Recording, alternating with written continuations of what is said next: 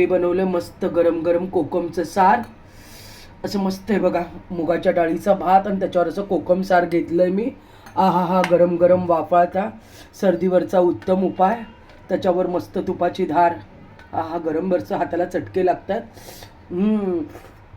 एवढं छान लागतंय ना ते विचारायला नको. चला लवकरच रेसिपीकडे वळूया. मी मनीषा, माझी पाककृतीमध्ये सर्वांचे मनापासून स्वागत. तर आता आपण कोकम सारला सुरुवात करतोय. अतिशय सुंदर सर्दीवरचा उत्तम उपाय. तोंडाला चव नसेल ना तर आवर्जून हे करायचं. अशा वेळेला माझी तब्येत आज बरी नाही ना, मला आईची फार आठवण येते. तब्येत बरी नसली ना की आई नेहमी सांगायची, काय बनवू काय बनवू. मग कोकमचं सार भात असायचं, मुगाच्या डाळीची खिचडी सिंपलशी आणि त्याच्याबरोबर कोकमचं सार. अतिशय सुंदर लागतं. तर खूप साधं सोपं सामान आहे, तुम्ही बघू शकता. त्याच्यासाठी मी कोकम घेतले, ते साधारण 10-12 कोकम आहे. लसूण तुम्हाला जास्त घ्यायचं, एक 15-20 कुड्या. 4-5 कढीपत्त्याची पानं. हे सुकं लसूण खोबरं आहे, त्याच्यामध्ये सुकं खोबरं, लसूण, आलं, कोथिंबीर आहे, थोडं पुदिना.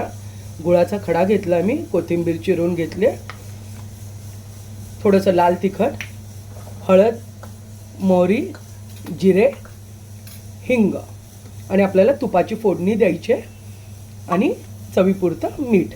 तर चला आता आपण सुरुवात करूया. तर तुम्ही आता बघू शकता, मी इथे पाणी तापायला ठेवलेलं. पाणी ह्याला तापवूनच घ्यायचं. पहिल्यांदा पाणी तापवून घेतलं मी, ते आता बाजूला काढून घेते आणि मग फोडणीची तयारी करते. तर आता फोडणीसाठी पहिल्यांदा तूप घालते मी. खूप जास्त पण नाही, 1-1.5 चमचा साधारण घातलं ना तरीसुद्धा चालतं. तर साधारण 1.5 ते 2 चमचे घातले तूप मी. आता तूप गरम झालं आहे का मी बघते, 1 मिनिट.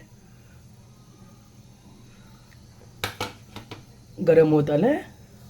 मोहरी आणि जिरे कसे आहेत ना, एकदम तडतडले पाहिजे त्याच्यामध्ये. आता तूप चांगलं तापलंय, बघता तुम्ही, छान तडतड आपली मोहरी. जिरे टाकते आता. कढीपत्ता टाकते, कढीपत्त्याचे तुकडे करून टाका, मुलं खाताना काढतात ना म्हणून. हिंग, पटपट सगळं साहित्य टाकून घ्या. लसूण असा ठेचून टाकलाय मी सगळा.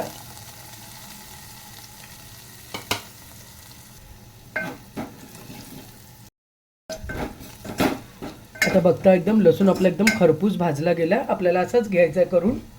त्याच्याबरोबर थोडीशी कोथिंबीर घाला आणि आपल्याला घालायची एक थोडी हळद, साधारण एक अर्धा चमचा. मिक्स करून घ्या सगळं हे.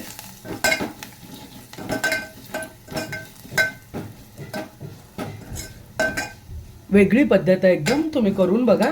आता ह्याच्यामध्ये आपल्याला काही घालायचं नाही आहे. आपल्याला अगोदर डायरेक्ट ओतायचं गरम पाणी. बघू शकता तुम्ही, फोडणी एकदम मस्त बसली आहे. अशीच फोडणी बसली गेली पाहिजे त्याला.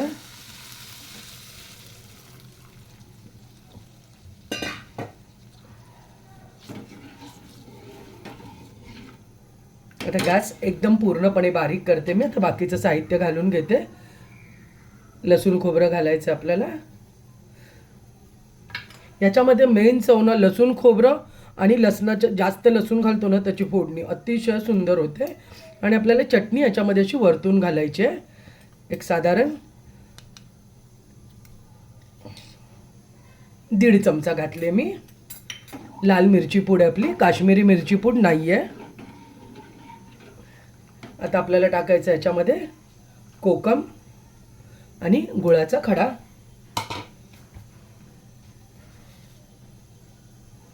मीठ टाकायचं आहे चवीनुसार.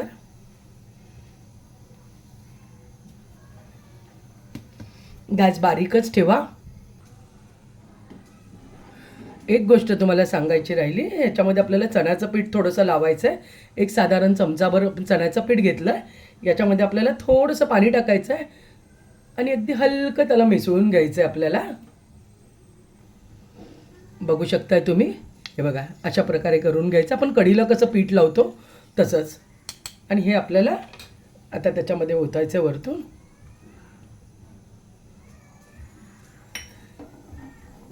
बस आता सगळं आपल्याला टाकून झालं. ह्याला कंटिन्यू आपण कढीला हलवतो ना तसंच हलवत राहायचं कंटिन्यू. आता कोथिंबीर फक्त घालते आणि गॅस थोडा आता वाढवते. खूप फास्ट पण नाही, पूर्ण बारीक पण नाही, मीडियम आहे तरी.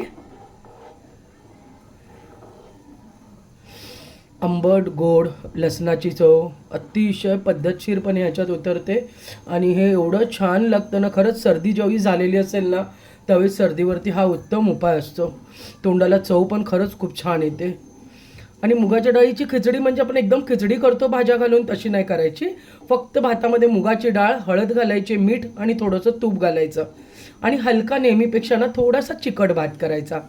म्हणजे हे कोकमचं सार आणि तो भात ना अतिशय सुंदर लागतो. एकदम सडसडीत भात नका करू ज्यावेळेस पण असं सार कराल.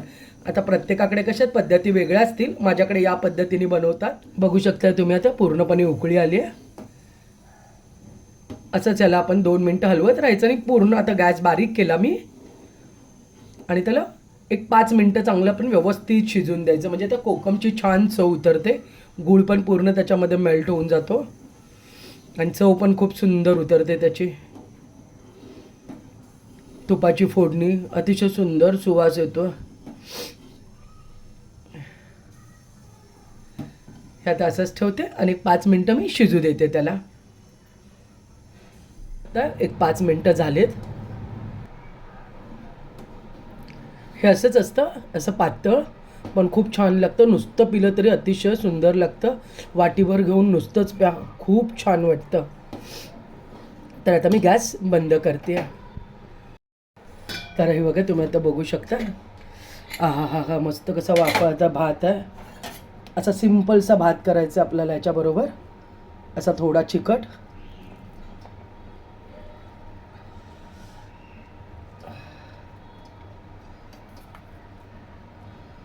असा गरम गरम भात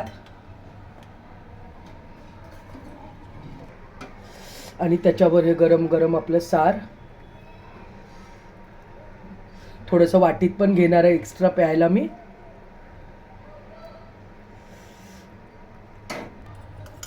आणि त्याच्यावर अशी तुपाची धार. आहा हा अतिशय सुंदर लागतं. अतिशय म्हणजे खरंच खूपच सुंदर लागतं. तर नक्की तुम्ही हे ट्राय करून बघा. कोकम सार आणि मुगाच्या डाळीची खिचडी. सर्दी वगैरे झाली असेल तर मग तर उत्तमच उपाय आहे. तर करून बघा आणि मला आवडलं तर कमेंटमध्ये नक्की सांगा की कसं लागलं ते. व्हिडिओ शेवटपर्यंत बघितल्याबद्दल मनापासून धन्यवाद. लाईक आणि सबस्क्राईब करायला विसरू नका माझी पाककृतीला. थँक्यू.